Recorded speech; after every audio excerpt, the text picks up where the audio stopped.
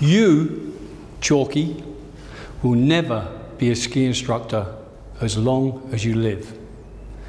Those words were said to me 40 plus years ago.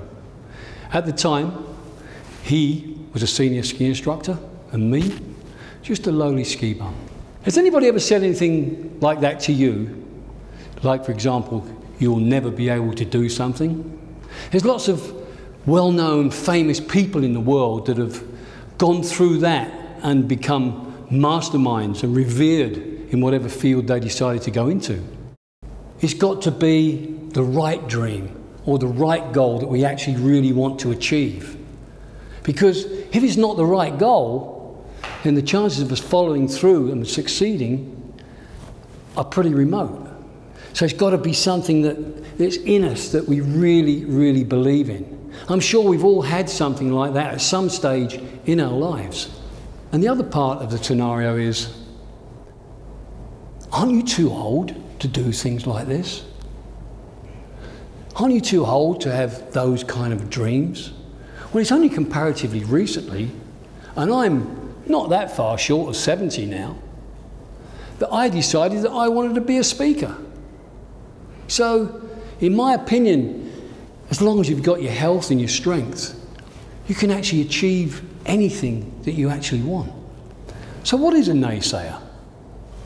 A naysayer can be somebody, a person, who says, oh, you'll never manage to do that. You know, that's impossible for you to do that, even when something is probably completely feasible. But who do you think could be the biggest naysayer in your life of them all? It could be you. We all the time have these dreams and think, oh, I'd love to be able to do that. And you go, nah, maybe not, because. But what we have to try to do to achieve our dreams is to have that passion to say, I will follow through, and I will keep going. Well, the teacher appears when the student is ready. And it might take a long time. My mentor took years and years and years for him to come and really help me just exactly the time when I needed it. Just to sum up this part of what I'm talking about, the whole thing comes down to those three major things. Not allowing the naysayers to grind you down and saying, I don't care what this guy or this gal says to me or what I'm going to do this, whatever it might actually take. And then following through and never stopping asking the question, even when people are saying no, no, no, no, no. So I basically languished in the police for 11 years. I did lots and lots of partying, had a great time, lots of vacations. But it wasn't the dream. But some very interesting things, of course, did happen to me. Tragic, funny, strange. For example, one day I was out walking a beat with another officer, Jim McCarthy, I still remember his name. And we get this call over the radio. They'd just about come in then, they'd run by gas still, of course. And the call came out, old lady not seen for 3 days. So we go around to this address, and I used to work in this place in Kent called Chatham. And we used to call their accent there, we used to call it Chathamese. And this lady says to us, we haven't seen her for about 3 days. If she was going out somewhere, she'd have told us.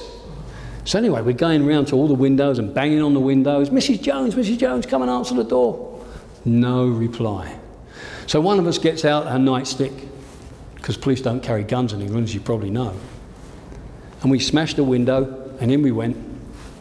My buddy Jim went upstairs and I was downstairs, and after a few seconds, Chalky, up here. And there she was, dead in bed. And we stand there deciding what we're going to do. And he gets round one side of the bed, and I get round the other. And we pull the sheet over her face, when all of a sudden, the sheet goes down. Gotcha! You thought I was dead, didn't you? But I was just having a kip, which means asleep. Go and make me a cup of tea. So we did as ordered, and I think we needed it to calm the nerves just a little bit. And then it happened. Maybe one of the shortest but most important questions I've ever been asked in my life. Hey, Chalky, do you want to go skiing? I said, yeah. Put my name down. We had a plan. And the plan was to learn to ski a little bit and then get in our van and drive all the way to South Africa. Which, to give you some idea of how far that is, it's a bit like driving from here all the way to the bottom of Argentina with lions and tigers and elephants and everything else in the way. Well, that journey never happened. Why? Passion. You couldn't drag me off the ski slopes. I'd be almost every day be the first one up there on the hill in the morning, and they'd pretty much be having to kick me off of the hill at the end of the day. All I wanted to do was ski and ski and ski. I started looking for jobs, but I didn't want a job in England. Definitely didn't want a job in England. So I started scanning the papers, and I still remember this ad. I can remember it word for word. It read, supplying educational materials to the United States military in West Germany. So I go to this interview and I walk in this room in this big hotel in the middle of London, and there's about 100 people sitting there. When this guy comes out and comes onto the stage, he starts doing his demonstration. He starts bringing out all these big kind of sheets of paper and stuff with writing on. And it was like rats leaving a sinking ship. They were literally running for the doors. And naive me was wondering, what's going on here? And then I realised it was supplying educational material, okay, but it was selling encyclopedias door to door. I wouldn't do that, would I?